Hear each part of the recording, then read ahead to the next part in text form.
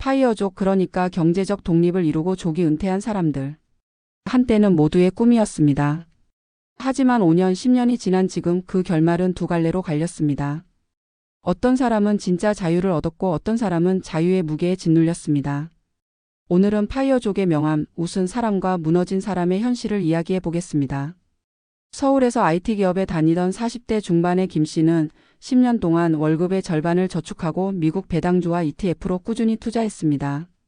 45세에 자산 12억 원으로 조기 은퇴를 선언했죠. 하지만 그는 은퇴라는 단어를 쓰지 않았습니다. 일의 전환이라고 불렀습니다. 매일 오전에는 주식시장을 공부하고 오후에는 동네 도서관에서 강연을 했습니다. 수입은 크지 않았지만 시간을 스스로 통제할 수 있는 삶이라는 점에서 만족감이 컸습니다. 그의 말이 인상적이었습니다. 은퇴 후 돈이 아니라 내가 나를 관리하는 시스템이 있어야 하더라고요.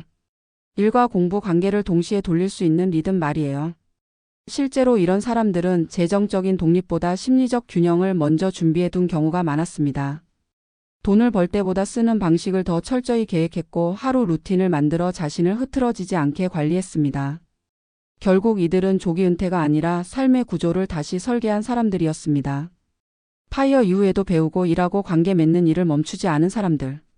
바로 이 점이 웃은 사람들의 공통된 특징이었습니다.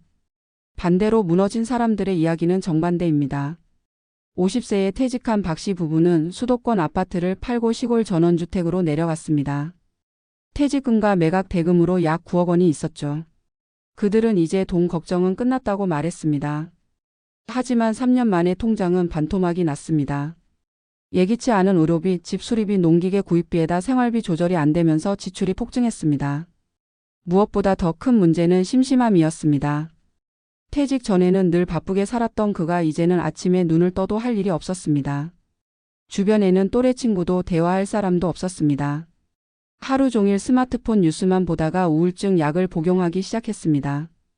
결국 5년 만에 다시 도시로 돌아왔습니다. 돈이 문제가 아니었습니다. 사람이 문제였어요. 혼자 있는 시간이 이렇게 무서울 줄 몰랐어요. 파이어족의 실패 사례를 들여다보면 공통점이 분명합니다. 첫째, 정체성의 붕괴. 일로 자신의 존재감을 유지하던 사람들이 일과 함께 자존감도 잃습니다. 둘째, 사회적 단절. 조직을 떠나면서 관계망이 끊기고 새 관계를 만들 기술이 부족합니다. 셋째, 돈의 환상.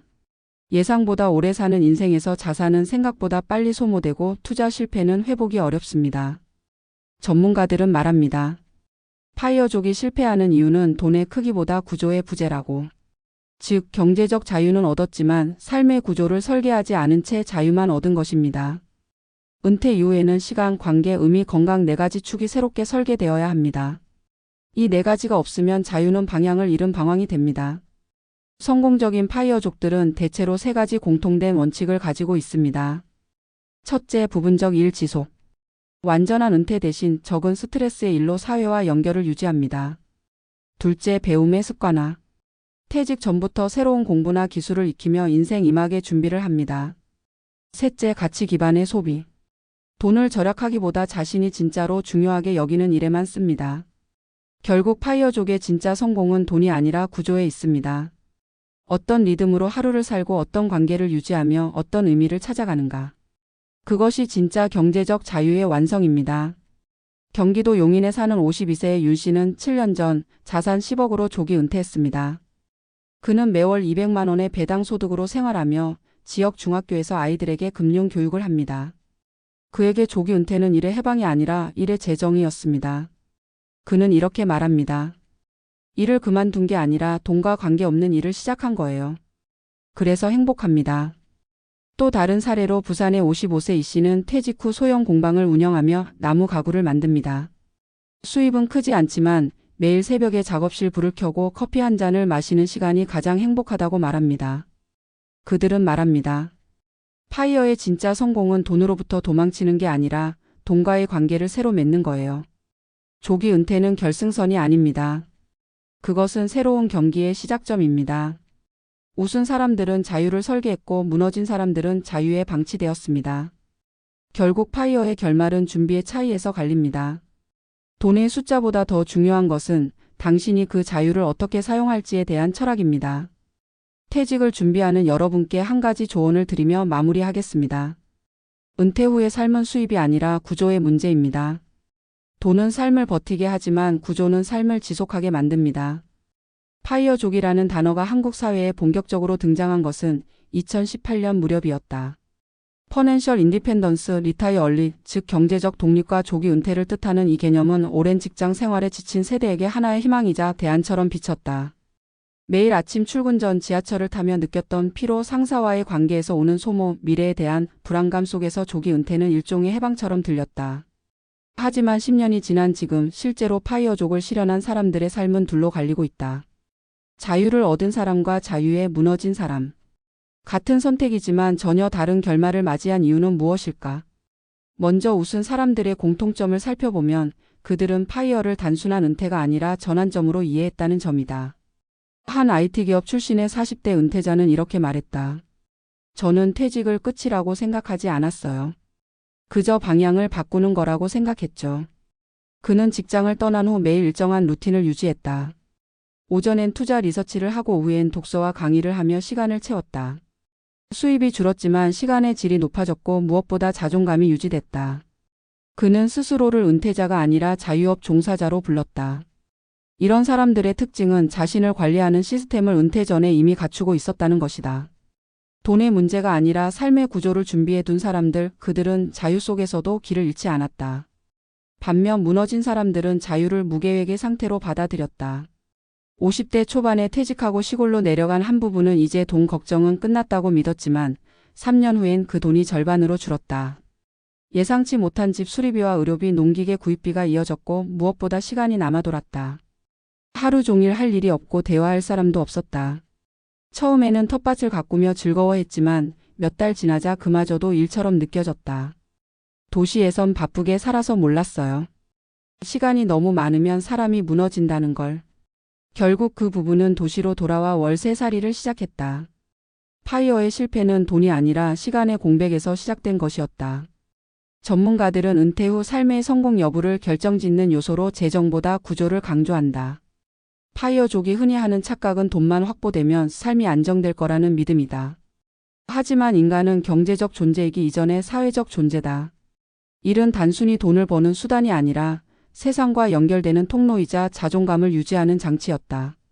이를 한순간에 잃으면 자신이 누구인지, 하루를 어떻게 채워야 하는지조차 모르게 된다. 실제로 조기 은퇴자들의 상당수가 3년 이내에 우울감이나 무기력 증상을 경험한다고 한다. 일에서 벗어났지만 의미 없는 자유에 짓눌린 것이다. 웃은 사람들은 이 문제를 본능적으로 알고 있었다. 그래서 완전한 은퇴 대신 부분적 일을 유지했다. 누군가는 작가로, 누군가는 강사로, 또 누군가는 지역 커뮤니티의 멘토로 일하며 사회와 연결을 끊지 않았다. 이들은 수입이 아니라 리듬을 유지했다. 매일 일정한 시간에 일어나고 새로운 목표를 세우며 자신이 세상에 여전히 필요한 존재임을 느꼈다. 이런 심리적 안정감이 은퇴 이후의 삶을 지탱하는 가장 강력한 에너지였다. 또 한 가지 중요한 차이는 소비의 철학이었다. 실패한 파이어족은 절약을 위해 소비를 줄였지만 성공한 사람들은 자신이 진짜로 중요하게 여기는 일에만 돈을 썼다. 가구나 차보다 경험과 관계, 배움에 돈을 투자했다. 그 결과 삶의 만족도는 오히려 높아졌다. 절약은 돈을 남기지만 철학은 의미를 남긴다는 사실을 그들은 이미 알고 있었다. 이런 사람들은 파이어 이후에도 꾸준히 배웠다. 투자 공부, 외국어 목공, 그림, 글쓰기 등 새로운 기술을 익히며 뇌와 감정을 동시에 자극했다. 인간은 성장할 때 행복하다는 단순한 진리를 이들은 실천했다. 반대로 무너진 사람들은 배우는 습관이 없었다. 일상은 느슨해지고 자극은 사라졌다. 결국 자유는 무기력으로 변했다. 은퇴 후의 삶은 구조화되지 않으면 붕괴한다. 직장이라는 시스템이 사라지면 자신만의 시스템을 만들어야 한다. 일정한 생활 리듬, 사람을 만나는 루틴, 건강관리, 자기개발 같은 작은 구조가 인생 이막의 뼈대가 된다. 이를 마련하지 못한 사람은 내가 무엇을 위해 사는가라는 질문 앞에서 쉽게 흔들린다. 파이어족의 성공과 실패를 가르는 것은 결국 이 질문에 대한 대답을 미리 준비했느냐의 차이였다. 조기 은퇴를 꿈꾸는 사람들에게 필요한 것은 자산 총액보다 의미의 설계도다. 왜 은퇴를 원하는가? 은퇴 후 어떤 일을 하고 싶은가? 어떤 관계를 유지하고 싶은가? 이런 질문에 답하지 못한 채 떠나는 은퇴는 방향 잃은 항해와 같다. 돈은 연료일 뿐 방향키는 아니다. 한편 조기 은퇴에 성공한 사람들은 일과 돈의 관계를 새롭게 정의했다. 그들은 일에서 해방된 것이 아니라 돈과 무관한 일을 찾아냈다. 지역 사회 강사, 작은 공방 운영, 유튜브나 블로그로 지식을 나누는 일. 수입은 미미하지만 내가 세상에 기여하고 있다는 감각이 그들을 지탱했다. 그 감각이 바로 은퇴 후 삶의 자존감이었다. 결국 파이어족의 진짜 결말은 숫자로 표현되지 않는다. 자산 10억을 가지고도 불행한 사람이 있고 2억으로도 평온한 사람이 있다. 중요한 건 얼마를 가졌는가가 아니라 어떻게 살고 있는가다. 자유를 두려워하지 않는 사람만이 진짜 자유를 누릴 수 있다. 이제 우리는 파이어족의 현실에서 배워야 한다. 은퇴는 도망이 아니라 전환이다. 일을 그만두는 게 아니라 일의 형태를 바꾸는 것이다. 돈에서 해방되는 게 아니라 돈에 휘둘리지 않는 상태로 가는 것이다. 이런 전환을 이뤄낸 사람들은 웃었고 그 준비 없이 뛰어든 사람들은 무너졌다. 삶의 후반전은 체력보다 구조, 재산보다 리듬, 자유보다 의미가 중요하다. 결국 파이어족의 결말은 각자의 준비에 따라 달라진다. 어떤 이는 자유 속에서 자신을 다시 만들고 어떤 이는 자유 속에서 자신을 잊는다. 은퇴를 꿈꾸는 사람이라면 묻지 말자 얼마면 은퇴할 수 있을까? 대신 이렇게 물어야 한다. 나는 어떤 구조로 살아갈 준비가 되어 있는가?